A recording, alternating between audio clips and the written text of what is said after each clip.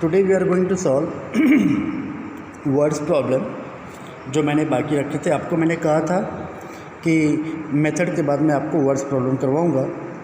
तो आज हम करेंगे एक्सरसाइज 3.3 से शुरुआत करेंगे। क्वेश्चन नंबर 3 का मैं फर्स्ट क्वेश्चन करने जा रहा हूँ। फर्स्ट क्वेश्चन देखो, स्टेटमेंट लिखा हुआ है the difference between two number is 26। देखो बोला है the difference between two number is 26 and the larger number is 3 times the smaller number. तो यहाँ पर दो कंडीशन आपको मिल गई। पहला तो डिफरेंस बिटवीन टू नंबर दिया है 36 और लार्जर नंबर जो है स्मॉलर नंबर से 3 टाइम्स। तो हम क्या करेंगे, एक सीक्वेंस ले लेंगे। हम सीक्वेंस में कैसे लिखेंगे कि लार्जर नंबर को x ले लिया और स्मॉलर नंबर को क्या ले लिया, y। ओके, तो हम केस 1 बनाएंगे। देखो दोनों के बीच का डिफरेंस कितना है, डिफरेंस है 26। तो हम लिखेंगे the difference between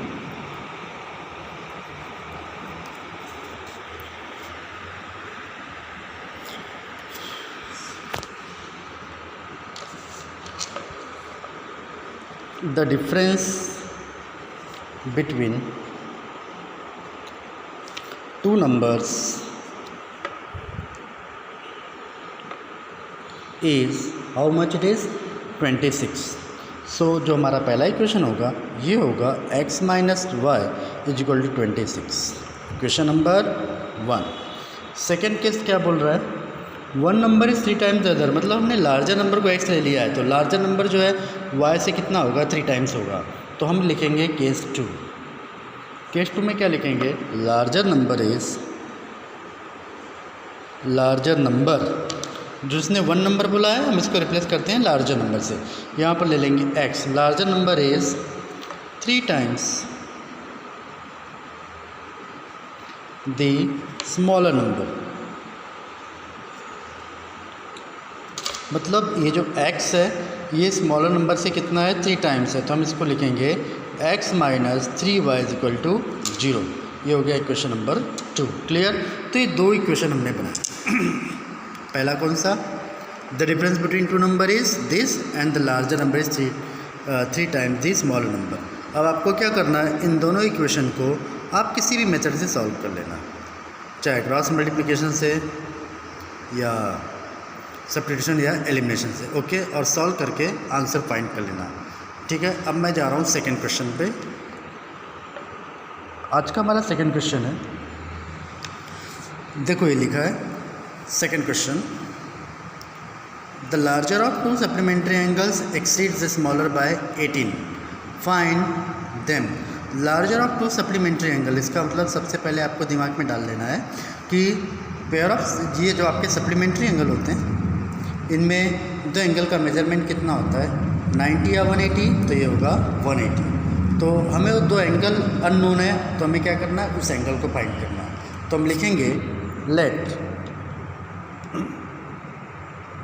the larger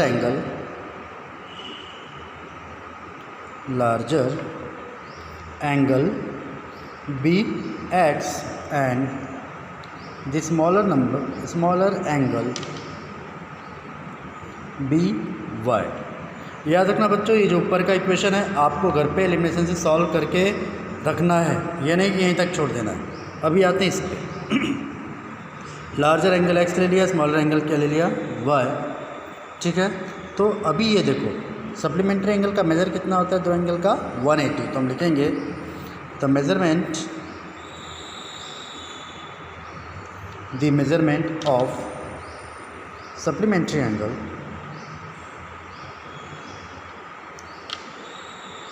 is 180। मतलब जो हमारा पहला इक्वेशन होगा x plus y is equal to 180, equation number 1।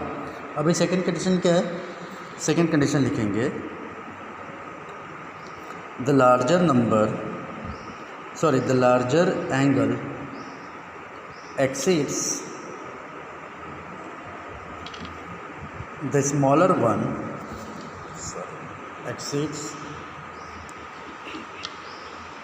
the smaller one by 18। इसका मतलब ये हुआ कि जो आपका लार्जर एंगल है ये स्मॉलर एंगल से एक्सीड्स का मतलब होता है ज़्यादा होना। कितना एक्सीड कर रहा है? 18। Larger angle exceeds okay smaller number by 18। ठीक है, ये तो स्टैंडर्ड फॉर्म में है, ये स्टैंडर्ड फॉर्म में नहीं है, तो इसको हम लिखेंगे therefore x minus y is equal to 18 और ये हो गया आपका सेकेंड पेयर। क्लियर? तो ये हो गया पहला इक्वेशन और ये हो गया दूसरा इक्वेशन। इन दोनों को आप एलिमिनेशन मेथड से आराम से सॉल्व कर लेना। क्लियर? ठीक है, चलो जाते हैं थर्ड क्वेश्चन पर। थर्ड क्वेश्चन देखो लिखा हुआ है। Third question, the coach of a cricket team buys 7 bats and 6 balls for rupees 3800. Later she buys 3 bats and 5 balls for rupees 1750. Find the cost of each bat and each ball. आपको 7 bats 6 balls की totalling यहाँ पर दी है। क्या amount paid करना है? 3 bats और 5 balls की टोटलिंग यहाँ पर दी है। ठीक है, पर आपको ये नहीं मालूम है कि एक इंडिविजुअल बैट और एक इंडिविजुअल बॉल की प्राइस क्या होगी। तो फिर से हमें क्या करना है? वापस जाना है लीनियर मेथड पर। तो हम क्या करेंगे? लिखेंगे let the cost of each bat be rupees x and the cost of each ball be rupees y. Okay, cost of each bat be rupees x and the cost of each ball be rupees y. अब क्या करते हैं? Case 1 पर जाते हैं। Case 1 क्या है? पहला केस देखो यहाँ पर 7 bats and how many balls? 6 balls, cost 3800। तो हम लिखेंगे द कॉस्ट ऑफ या the total cost of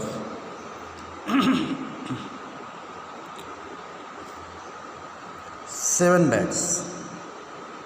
7 bats को हम क्या ले लेंगे? 7x and 6 balls.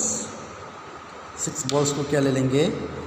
6y is how much? Rupees 3800। Means our first equation is 7x plus 6y is equal to 3800। That will be our equation number 1। Clear? ये देखो हमारा पहला equation हो गया। अभी सेकेंड केस क्या है? केस 2। सेकेंड केस है कॉस्ट ऑफ, अब कितनी बैट्स ले रहा है? 3 बैट्स। तो 3 बैट्स के लिए हम क्या लिखेंगे? 3x and 5 balls. So for 5 balls हम क्या लिखेंगे? 5y। ठीक है, is how much? Rupees 1750। Sorry 1750। तो जो हमारा नेक्स्ट इक्वेशन होगा ये क्या होगा? 3x plus 5y is equal to 1750। That will be our equation number 2। Clear? तो अब आपके पास वापस ये 2 इक्वेशन आ गए, पहला और दूसरा। इसे आप क्या करोगे? किस एलिमिनेशन से सॉल्व करना आपको ज़्यादा ईज होगा। क्लियर? तो ये थे हमारे 3 इक्वेशन आज के। चलिए अभी नेक्स्ट पर जाते हैं।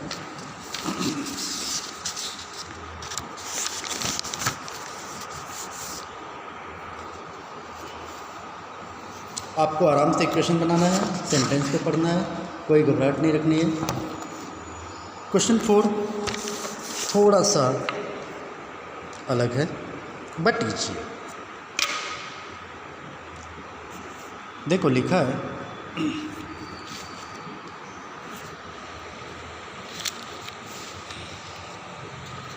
The taxi charges in A city consist of a fix charge together with the charge for the distance cover. एक तो इसका फिक्स चार्ज है और दूसरा क्या है? जो आप डिस्टेंस ट्रेवल करते हो। For a distance of 10 kilometre the charge paid is ₹105 and for a journey of 15 kilometre okay the charge paid is ₹155। तो आपको फिक्स चार्ज निकालना है and the charge per kilometre निकालना है। क्लियर? दो चीज़ें, बाकी जो पूछा तो हम बाद में सॉल्व करेंगे। क्लियर? अभी ये क्या चीज़ क्वेश्चन है मैं आपको बता रहा हूँ। अगर आप ओला या कैबे में कभी राइड करते हो तो उनका एक पर्टिकुलर फिक्स चार्ज होता है आपके प्लेस तक आने का। उसके बाद जितने किलोमीटर वो ट्रैवल करते हैं वो उसमें ऐड करते जाते हैं। क्लियर? तो यही चीज़ हमको इस क्वेश्चन में भी करनी है। तो हमें क्या करना है, हमें लिखना है let the fix charge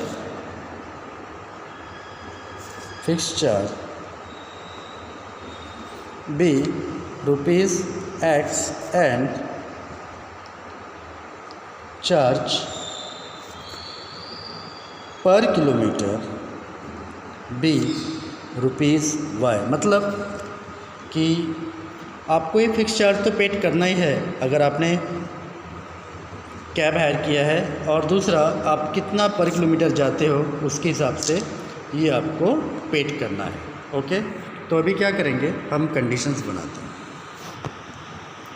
first case है, पहला केस है कि वो डिस्टेंस 10 किलोमीटर कवर करता है और 105 उसको देना पड़ता है। कितना डिस्टेंस ट्रैवल कर रहा है, बोलो 10 किलोमीटर, ठीक है, और उसको कितना देना है 105। तो हमें क्या करना है, हमें लिखना है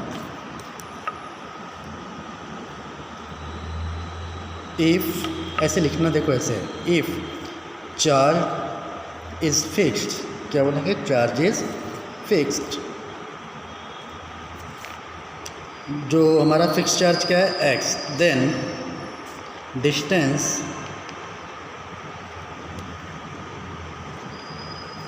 ट्रेवल, कितना डिस्टेंस ट्रेवल किया उसने 10 किलोमीटर, मतलब ये हो जाएगा 10y बराबर। तो द अमाउंट इज़, कितना अमाउंट उसको पेड करना है, amount to be paid is, ये हो रहा है ₹105 बराबर। मतलब फिक्स चार्ज के अलावा इसने इतनी डिस्टेंस ट्रेवल की तो उसको अमाउंट कितना पेड करना पड़ रहा है 105। तो जो हमारा इक्वेशन होगा ये होगा x + 10y = 105, that will be equation number 1। Clear? Fix charge थे और ये इसी तरह से चलो हम केस 2 बना लेते हैं। केस 2 होगा फॉर जर्नी ऑफ 15 किलोमीटर, तो आप वापस लिखो if the charge is fixed, if the charge is fixed, मतलब वापस x, then for distance travel, कितना डिस्टेंस ट्रेवल कर रहा है, फॉर डिस्टेंस ट्रेवल, अब उसने डिस्टेंस ट्रेवल किया 15 kilometre, okay, for distance travel the amount to be paid, कितने अमाउंट पेड कर रहा है, ₹155। तो हमारा जो नेक्स्ट इक्वेशन होगा x + 15y = 155, that will be equation number 2। Dear students, अगर बोर्ड में आपको 2 चैप्टर हैं, 3rd और 4th, तो जहाँ पर सम और डिफरेंस का क्वेश्चन आ रहा है आपका लीनियर पेयर है, और यहाँ पर आपको मैक्सिमम क्वेश्चन आपको सिर्फ इक्वेशन बनाने के आते हैं। तो ये जो स्टेटमेंट है, स्टेटमेंट में आपको कोई भी कटौती नहीं करनी है, एज इट इज़ पूरा परफेक्ट एक्सप्लेन करके इक्वेशन बनाकर लिखना है। आगे सॉल्व करने के लिए आ रहा है तो अच्छी बात है, you know all the 3 methods, otherwise statement आपके एकदम परफेक्ट और क्लियर होनी चाहिए। ओके, एक और क्वेश्चन मैं आपके लिए सॉल्व करता हूँ, क्वेश्चन नंबर 5। ये हम करते हैं, चलो इसी में एक कर लेते हैं। अ फ्रैक्शन बिकम्स, देखो क्वेश्चन है, a fraction becomes 9/11 if 2 is added to both the numerator and denominator. Fraction का मतलब होता है that is which contains numerator denominator, and if how much it is 3 is added to both numerator and denominator it becomes 5/6। Find fraction. तो fraction suppose करना है हमें, तो हम क्या लेंगे, हम लेंगे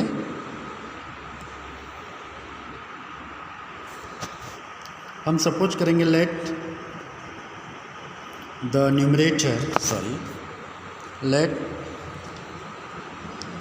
numerator be x and denominator be y। Numerator को x लिया, डिनोमिनेटर को y। चलो फटाफट केस 1 बना लेते हैं। तो आपका फ्रैक्शन होगा क्या, x अपॉन y, ये आपका फ्रैक्शन है। अब भाई 2 is added to both numerator and denominator, तो हम लिखेंगे adding 2 in both numerator and denominator.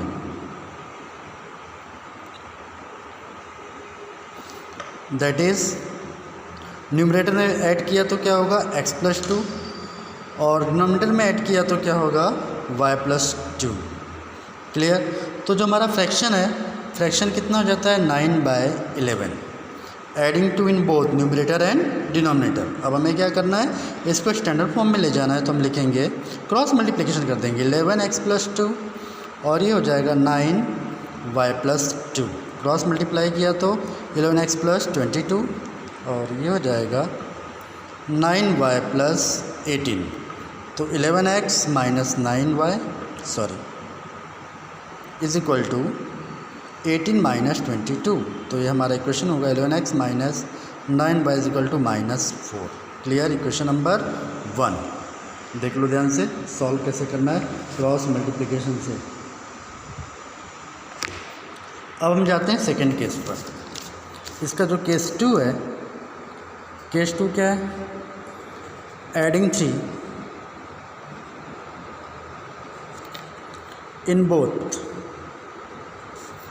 Numerator.